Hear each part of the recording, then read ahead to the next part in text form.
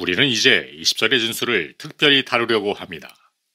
이 진술에서 주님은 율법과 선지자들에 대한 그의 태도, 특히 율법에 대한 태도를 정의하고 계십니다. 우리는 17절과 20절까지의 이 짧은 문단이 주님의 사역에서 얼마나 중요하며 이 문단이 복음에 대한 우리의 전망에 얼마나 영향을 주었는지 보았습니다. 그가 처음부터 그의 사역의 특징을 매우 분명하게 터놓고 말씀하셔야 했다는 사실보다 더 중요한 것은 없다 하겠습니다. 사람들이 어째서 이것에 대해 여러 가지 오해를 품어야 하는가 하는 데는 많은 이유가 있습니다. 그분은 유별난 데가 있었습니다. 그분은 서기관과 바리새인들의 사회에 속하여 있지 않았습니다. 그분은 공인된 율법 박사가 아니었습니다. 하지만 그들 앞에 한 분의 교사로 서 계셨습니다. 그뿐만이 아닙니다. 주님은 공인받은 가르침을 비판하는 데 주저하지 않았으며 어떤 의미에서 백성들의 공인된 교사들을 서슴지 않고 비판하셨습니다. 더구나 그의 행동은 어떤 점들에서 이상했습니다. 죄인들과 교제관계를 피하기는커녕 이 관계를 일부러 택하셨습니다. 그는 세리와 죄인들의 친구로 알려져 있었습니다. 그의 가르침 가운데는 은혜론을 강조한 요소도 있었습니다. 이런 모든 일들은 그의 말씀과 백성들이 그들의 지도자들로부터 이때까지 들어온 것과는 다른 것이었습니다. 그래서 그들은 그분의 메시지와 그 메시지의 일반적 의미와 관련하여 중요한 오해에 빠지기가 쉬웠습니다. 지금까지 우리는 주님께서 두 가지 원칙을 설정하여 그의 가르침을 정의하신 것을 보았습니다. 첫째로, 그의 가르침은 결코 율법과 선지자들의 가르침과 모순되지 않습니다. 하지만 둘째로, 서기관과 바리새인들의 가르침과 매우 달랐습니다. 율법에 대한 우리의 태도가 매우 중요하다는 점도 살펴보았습니다. 우리 주님은 율법을 우리에게 쉽게 만드시기 위해서나 우리에 대한 율법의 요구를 어느 의미에서든 덜 엄중하게 만드시기 위해 오신 것이 아닙니다. 그의 오신 목적은 율법을 폐하기 위함이 아니라 우리로 하여금 율법을 지킬 수 있게 하시기 위함이었습니다. 그러므로 주님은 여기서 율법이 무엇인가를 우리가 알아야 하고 그런 다음 율법을 지켜야 할 것을 강조하십니다. 즉, 그러므로 누구든지 이 계명 중에 지극히 작은 것 하나라도 버리고 또 그같이 사람을 가르치는 자는 천국에서 지극히 작다 일컬음을 받을 것이요. 누구든지 이를 행하며 가르치는 자는 천국에서 크다 일컬음을 받으리라 라고 하십니다. 계명 중에 지극히 작은 것과 지극히 큰 것이 무슨 뜻인지를 고찰하면서 시간을 보낼 필요는 없습니다. 이 둘 사이에 어떤 의미의 구별이 있는 것은 분명합니다.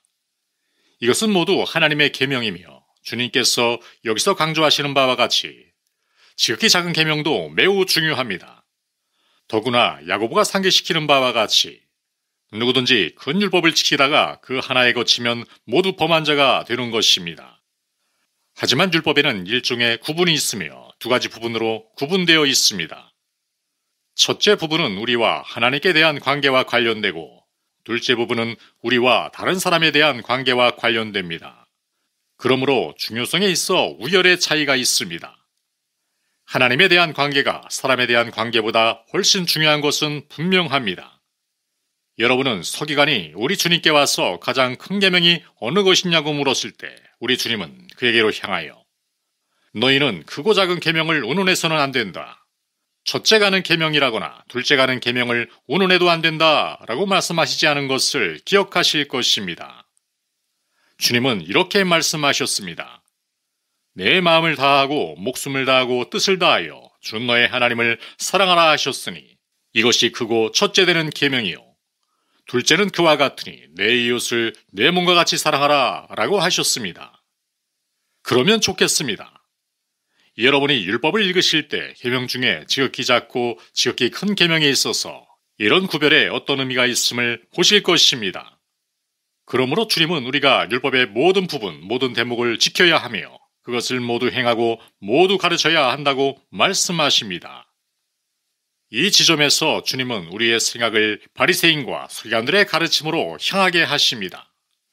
그 까닭은 율법이 이처럼 우리에게 사활로 중요한 것이라면 그리고 분석을 낱낱이 한 후 예수 그리스도 안에서 하나님의 은혜의 전 목적이 우리로 하여금 율법의 의를 성취하고 지킬 수 있게 하기 위함이라면 우리는 율법이 무엇이며 율법이 우리에게 무엇을 요구하는가를 분명히 해야 되기 때문입니다. 이상으로 성서의 성결론을 살펴보았습니다. 성결은 우리가 하는 어떤 체험이 아닙니다.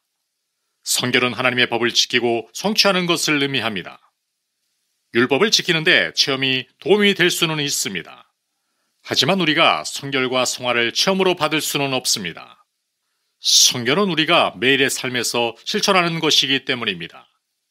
성결은 하나님의 아들이 여기 세상에 계실 때 율법을 지키신 바와 같이 율법을 높이고 지키는 것을 의미합니다.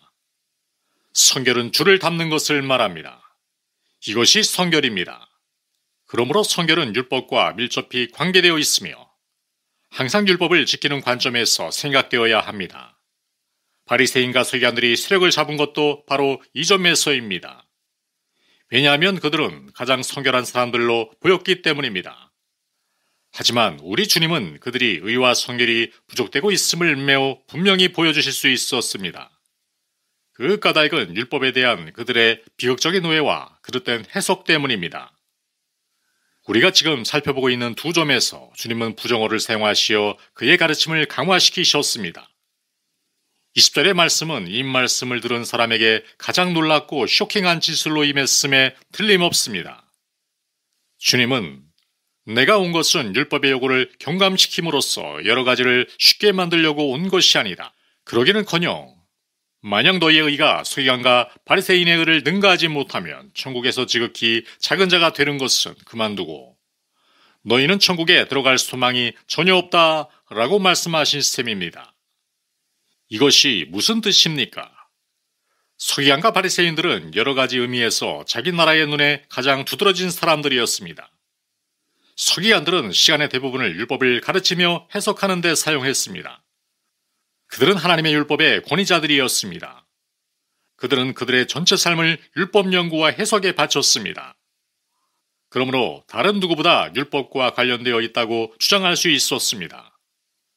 그들은 크게 주의를 기울여 율법을 전사한 사람들이었습니다. 그들의 삶은 율법과 함께 사는 삶이었으며 다른 모든 사람은 그런 이유로 그들을 우러러 보았습니다. 바리새인들은 소위 그들의 거룩함 때문에 눈에 띄는 유명한 사람들이었습니다. 바리새인이란 말은 분리주의자란 말입니다. 그들은 자기네와 다른 사람들을 분리시켰으며 그들이 그렇게 한 까닭은 그들이 모세율법보다 더 준열한 법과 관련된 의식행위법을 만들었기 때문입니다. 그들은 구약 성경이 요구하는 것 이상으로 더 엄격한 삶과 행동의 규칙 및 규례를 작성했습니다. 예를 들면 기도하러 성전에 올라간 바리새인과 서기관에 대한 말씀에 보면 바리새인은 자기가 일주일에 2번 금식한다고 말했습니다. 구약 성경에는 일주일에 2번 기도해야 한다고 요구하는 말씀이 없습니다. 사실은 구약 성경은 1년에 단 한 번만 금식할 것을 요구했습니다. 하지만 이 사람들은 점차 율법 체계를 정교하여 1년에 한 번 금식하는 대신 일주일에 2번씩 금식하라고 권장하고 명령하는 지점으로까지 나아갔습니다. 그들은 이런 식으로 윤리와 행동에 대하여 지나치게 엄격한 법전을 만들었으며 그 결과로 모든 사람은 서기관과 바리새인들을 덕행의 모범으로 생각하였습니다. 평민들은 나는 서기관과 바리새인들처럼 선하게 될 소망이 없다. 그들은 눈에 띄인다. 그들은 신성하고 거룩하게 되려는 목적으로 살고 있다. 이것이 그들의 고백이다. 이것이 종교적, 도덕적, 영적 의미에서 그들의 전 목적이요 대상이다 라고 말했습니다. 하지만 여기에 우리 주님이 오십니다. 주님은 이 사람들에게 그들의 의가 서기관과 바리새인들의 의보다 낫지 않으면 결단코 천국에 들어가지 못하리라고 하십니다. 이것은 우리가 고찰해봐야 할 가장 중요한 점입니다. 우리의 성결관과 성화관은 어떤 것입니까? 우리의 신앙관은 어떠합니까? 우리 주님은 여기서 기독교인의 의, 곧 가장 작은 기독교인의 의도 서기관과 바리새인들의 의보다 나아야 한다는 것을 전제로 삼으셨습니다. 그러므로 우리의 신앙 고백을 주의 분석에 비추어서 검토해봐야 하겠습니다. 여러분은 복음서의 많은 지면이 서기관과 바리새인들에 대한 주님의 말씀으로 가득 차 있는 사실에 자주 인상을 받았을 것입니다. 말하자면 주님은 항상 그들에 관해 언급하셨으며 그들을 다루고 계셨습니다. 그들이 그를 비판했기 때문만이 아니라 일반 백성들이 이 사람들과 그들의 가르침에 의존하고 있는 것을 주님께서 아셨기 때문입니다. 어떤 의미에서 우리 주님이 하셔야 했던 한 가지는 그들의 가르침이 공허한 것을 보여주고 백성들에게 참된 가르침을 제시하기 위함이었습니다. 주님께서 여기 이 말씀을 하신 것도 바로 이 때문입니다. 그러면 바리새 종교의 결점을 보고 우리에게 요구되고 있는 것이 무엇인지 볼 수 있기 위하여 바리새인의 종교를 살펴보아야 하겠습니다. 이렇게 하는데 가장 편리한 방법 하나는 우리 주님이 기도하러 성전에 함께 올라간 바리새인과 세례대에 하신 말씀의 내용을 보는 일입니다. 기억하다시피 바리새인은 크게 눈에 띄는 곳에 우뚝 서서 자기가 다른 사람들과 같지 않다는 것, 특히 저 세리와 같지 않은 것을 하나님께 감사했습니다. 그런 다음 자기 일신상에 관한 일들을 말하기 시작했습니다. 즉 자기는 착취자가 아니며 부정한 자가 아니며 간음자가 아니며 저 세리와 같지 않았습니다. 이 진술들은 사실입니다. 우리 주님은 이 점을 인정하셨습니다. 주님께서 반복해서 말씀하신 것도 이 때문입니다. 이 사람들은 이렇게 외적 의를 갖고 있었습니다. 그뿐만이 아닙니다. 그들은 제가 상기시킨 대로 일주일에 2번 금식했습니다. 그들은 11조도, 즉 그들이 소유했던 모든 것의 10분의 1을 하나님께 하나님의 대의를 위해서 바쳤습니다. 그들은 식용식물인 박하와 휴양과 근처에 이르기까지 가졌던 모든 것의 11조를 바쳤습니다. 하지만 여기에 추가해서 그들은 극히 신앙적이었고 예배와 종교의식 수준에 매우 정확하고 엄격했습니다. 이 모든 것에 바리새인들은 말로만이 아닌 실제로 행하였습니다. 하지만 뇌 복음서를 대중 없이 읽든 마구잡이로 읽든 서기관과 바리새인들의 종교처럼 주님으로부터 분노를 자아낸 것이 없었음을 보지 못할 사람이 없을 것입니다. 서기관과 바리새인들에게 선언된 무서운 화가 기록되어 있는 마태복음 23장을 읽어보십시오. 그러면 우리 주님이 이 사람들을 들춰낸 본질이 무엇인지, 그리고 하나님과 종교에 대한 그들의 자세에 대하여 주님께서 비판하신 것의 본질이 무엇인지 보실 것입니다. 너희 의가 서기관과 바리새인보다 더 낫지 못하면 결코 천국에 들어가지 못하리라고 말씀하신 것이 모두 이 때문입니다.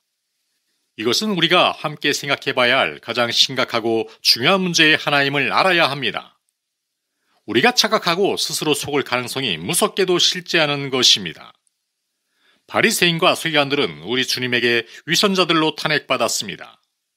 그렇습니다. 하지만 그들은 위선을 의식하지 못한 무의식적 위선자들이었습니다. 그들은 이것을 알아차리지 못했습니다. 사실은 만사가 잘 되어간다고 생각했습니다. 여러분들은 성경을 보시면서 이 무서운 위험을 늘 상기하지 아니할 수 없을 것입니다. 우리는 잘못된 것을 의지할 가능성이 참된 예배의 자리에 서기보다 참된 예배에 관계되는 것들에 의지할 가능성이 있는 것입니다. 지나가는 길에 다음의 위험을 여러분들에게 상기시켜 드리겠습니다. 즉, 복음주의자들이라고 주장할 뿐 아니라 이 점을 자랑스럽게 여기는 우리들이 매우 범하기 쉬운 것이 바로 이 점이라는 것입니다.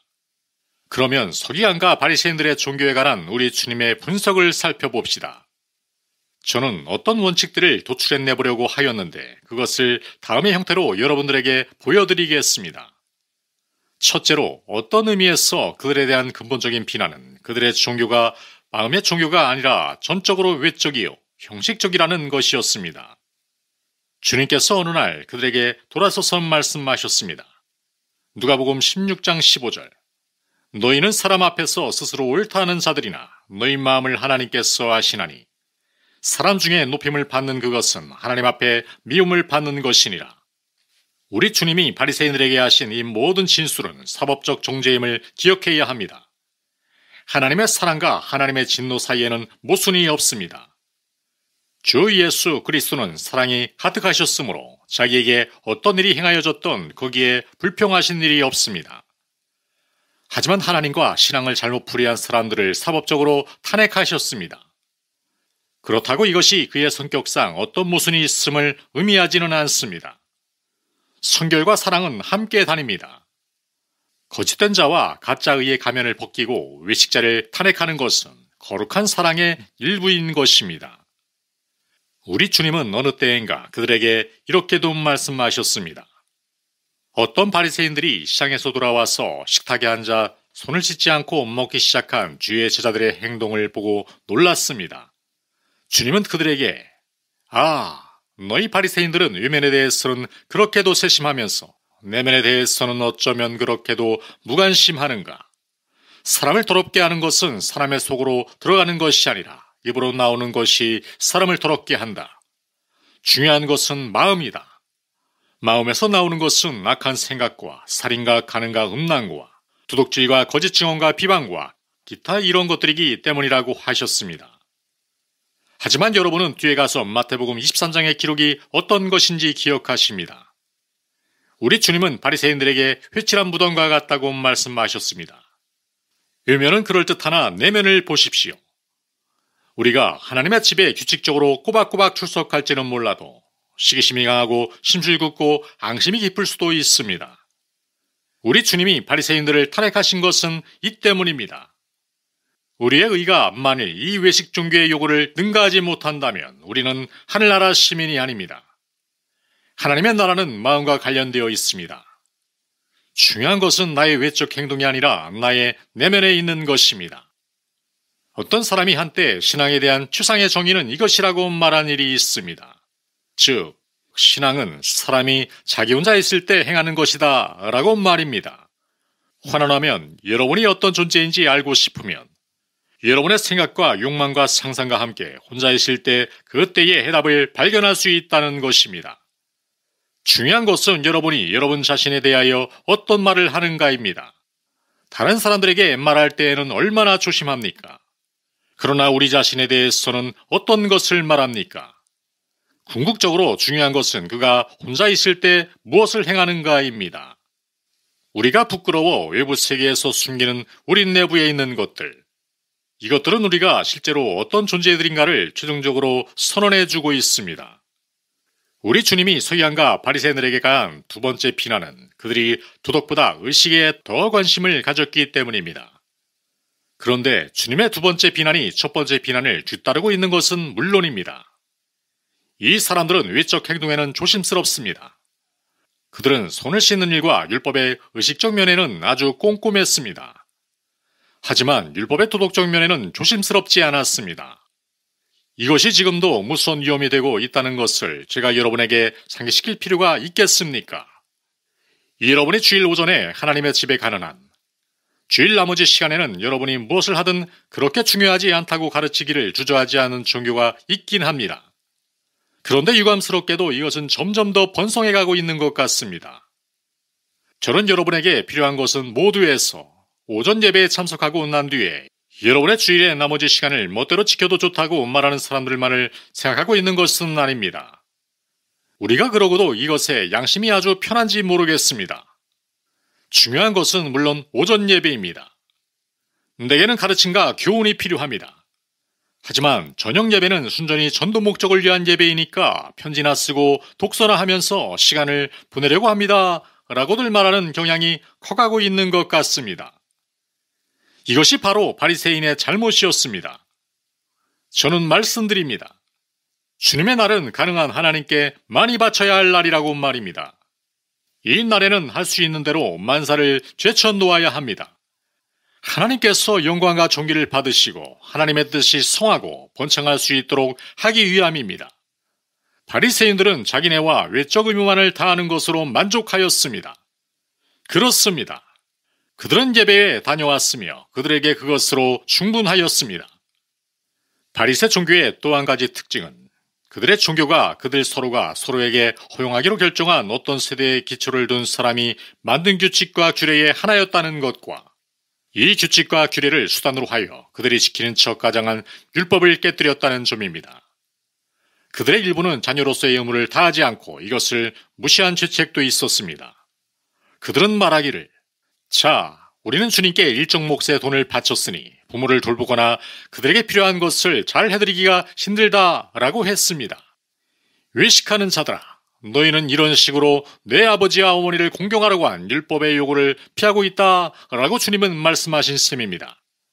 그들은 전통을 생모하였으므로 이 전통의 대부분은 사실 율법의 요구를 피하기 위한 매우 영리하고 교활한 개교 이외에 아무것도 아니었습니다. 그들은 율법을 특별한 방법으로 이행했다고 말함으로써 사실상 율법의 요구를 피했습니다. 그런데 이것이 사실은 그들이 율법을 전혀 이행하지 않은 것을 의미하는 것입니다. 우리 개신교들은 로마 카톨릭에 대해서 그리고 특히 결의론자들이라고 불리는 중세 로마 교사들에 대하여 비판적입니다. 이 사람들은 교묘하고 미묘한 구별을 짓는데 전문가였습니다. 특히 양심과 품행에 관계된 문제에 그러했습니다. 그들은 가망 없을 정도로 서로 모순되어 보이는 것들을 조화시킬 수 있었다고 생각되는 때가 허다했습니다. 여러분은 이것을 신문지상에서 보셨을 것입니다. 여러분은 이혼을 믿지 않는 로마 카톨릭 교인이 이혼한 사례를 보십니다. 이 일이 어떻게 해서 일어날 수 있었습니까? 결의론에 의해 1년 율법의 문자를 만족시키는 것 같아 보이는 일종의 서류상의 설명이 되어진 것 같습니다. 하지만 다시 말씀드리지만 저는 단순히 카톨릭류의 종교를 비난하는 데에는 관심이 없습니다. 우리도 이 지점에서는 모두 전문가들임을 하나님은 아시기 때문입니다.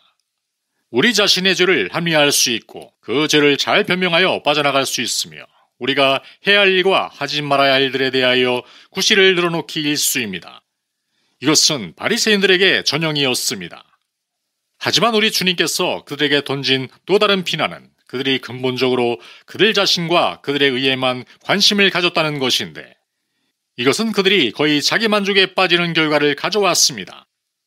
화나면 바리새인들의 궁극적 목적은 하나님을 영화롭게 하는 것이 아니라 자기를 높이는 것이었습니다. 바리새인이 종교의 의무를 이행했을 때도 사실은 하나님의 영광과 하나님을 높이는 일은 생각지 않고 자기 자신과 의무 이행만을 생각하고 있었습니다. 우리 주님은 성전에서 기도하는 바리새인과 세리대에 말씀하시는 가운데 바리새인은 하나님께는 조금도 예배함이 없이 모든 것을 행하고 짓거렸음을 보여주셨습니다. 바리새인은 나는 다른 사람들과 같지 않음을 당신께 감사드립니다 라고 했습니다. 이것은 하나님께 모욕입니다. 거기에는 예배라고 할 것이 없었습니다. 그 사람은 자기 자신의 활동과 자신의 종교와 그가 행하고 있던 것으로 충만했습니다.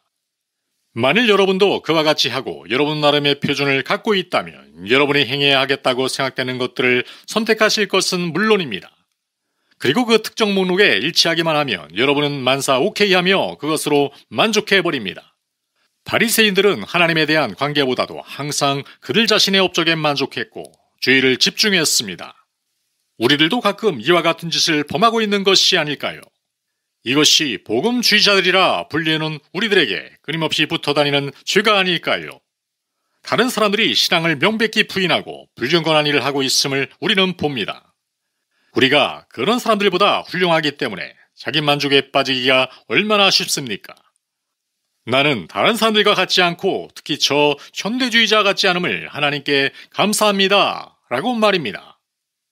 우리에게 문제되는 것은 우리가 하나님의 관점에서 우리 자신을 바라보지 않는 데 있습니다. 즉 우리는 하나님의 성격과 존재와 성품을 상기하지 않는 것입니다. 우리의 종교는 우리가 해야 한다고 결정한 일들의 일정 수로 구성되어 있으며 이것들을 행하면 그것으로 만사는 잘 되었다고 생각해버리고 만다는 것입니다. 혼자 잘난 채 점잖은 채 하는 것과 입담 및 자기 만족은 우리들 사이에서 너무도 크게 눈에 띄고 있습니다. 이것은 자연히 다른 사람들에 대한 바리새인들의 가엾고 비극적인 태도를 고찰하게 해줍니다. 바리새인들이 궁극적으로 정죄를 받은 까닭은 팔복에 묘사된 영이 그들의 삶에서 완전히 결여되어 있었다는 데 있습니다. 이것이 그들과 기독교인들과의 차이점이 되고 있습니다. 기독교인은 팔복을 예시하는 사람입니다. 기독교인은 심령이 가난합니다. 기독교인은 온유합니다. 기독교인은 긍휼합니다. 기독교인은 규정된 어떤 임무를 수행했다고 해서 만족하지 않습니다. 그렇습니다. 기독교인은 의에 줄이고 목말라 합니다. 기독교인은 그리스도를 닮고자 의욕합니다. 그의 속에는 만족감이 없음을 깊이 느낍니다. 이것이 우리 자신을 시험해야 할 시금석이 됩니다.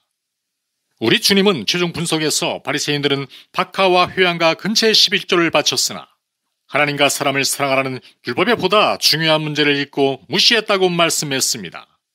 하지만 하나님을 사랑하고 사람을 사랑하는 것이 종교의 중심이요 예배의 목적의 전부인 것입니다. 하나님이 요구하시는 것은 우리의 마음을 다하고 우리의 목숨을 다하고 우리의 뜻을 다하고 우리의 힘을 다하여 하나님을 사랑하고 우리의 이웃을 우리 몸처럼 사랑하는 것임을 여러분에게 다시 상기시켰으면 합니다. 여러분이 박하 회양과 근처의 11조를 바치고 이 11조 바치는 일들을 가장 미미한 세목에 이르기까지 고집한다 하더라도 이것이 여러분의 성결은 아닌 것입니다. 성결의 시금석은 하나님에 대한 여러분의 관계요, 하나님에 대한 여러분의 사랑인 것입니다. 여러분은 이 특정 시금석에 어떻게 대처하십니까? 거룩해지는 것은 어떤 일들을 단순히 피하거나 어떤 일들은 생각도 하지 않음을 의미하지 않습니다. 거룩은 거룩하시며 정다우신 하나님에 대한 궁극적인 마음 자세를 말하며 둘째로 우리의 동료 남녀들에 대한 우리의 사랑을 말하는 것입니다. 바리새인들에게 문제되던 것은 그들이 원칙보다 행동에 관심을 가지며 사람됨보다 행동에 관심을 가졌다는 데 있습니다.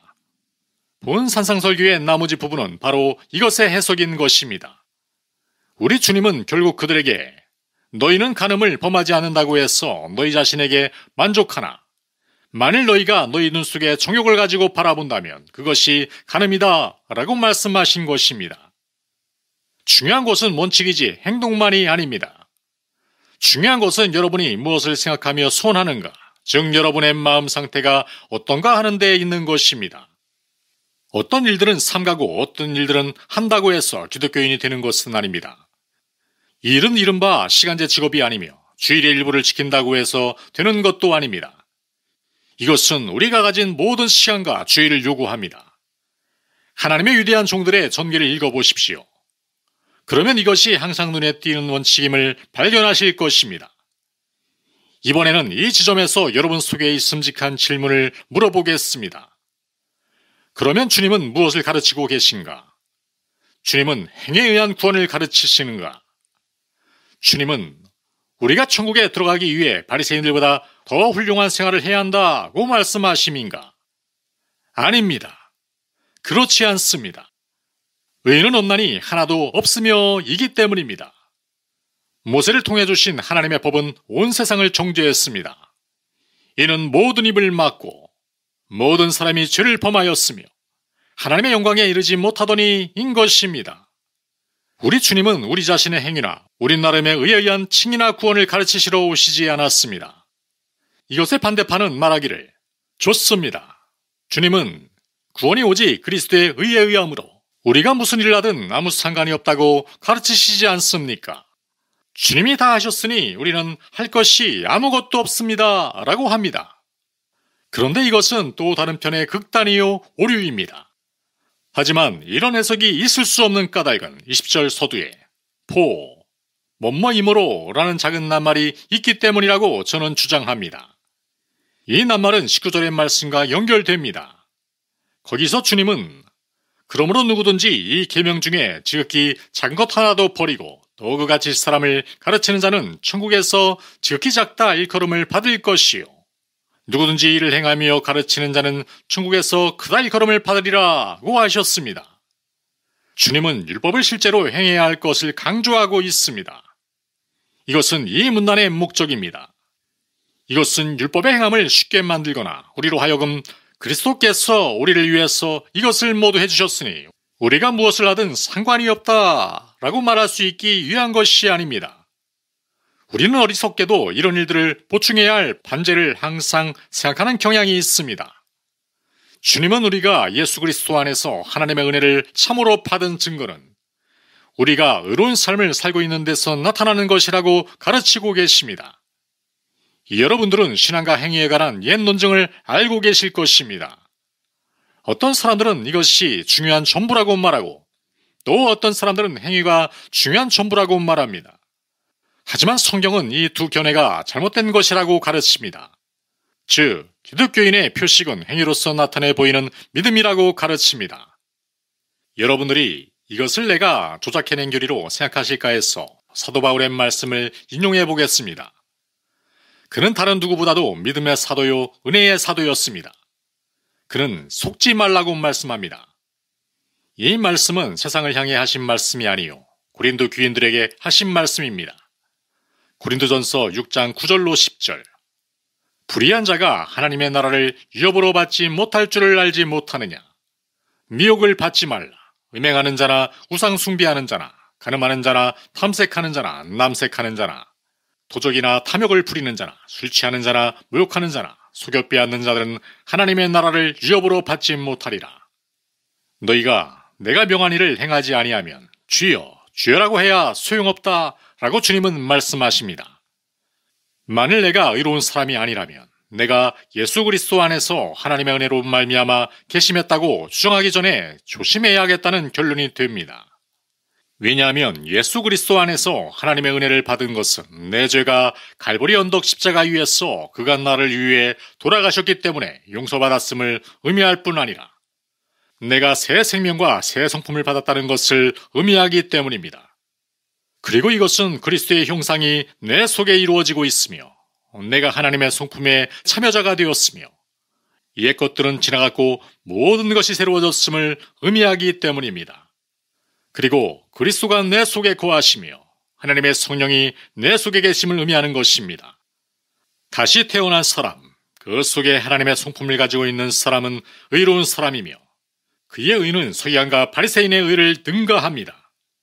그는 이제 자아와 자기의 업적이나 성공을 위해 살지 않으며 자기 의적이며 자기 만족하는 삶을 살지 않습니다. 그는 심령이 가난해졌고 온유하며 긍휼하며 의에 줄이고 목마릅니다. 그는 화평케 하는 사람이 되었습니다. 그의 마음은 청결해지고 있습니다. 그는 하나님을 사랑합니다. 그렇습니다. 하지만 자기의 사랑이 하찮은 것이긴 해도 하나님을 사랑하고 하나님의 명예와 영광을 열망하는 것입니다. 그의 의욕은 하나님을 영화롭게 하며 그의 법을 지키고 영예롭게 하고 그의 법을 성취하는 것입니다.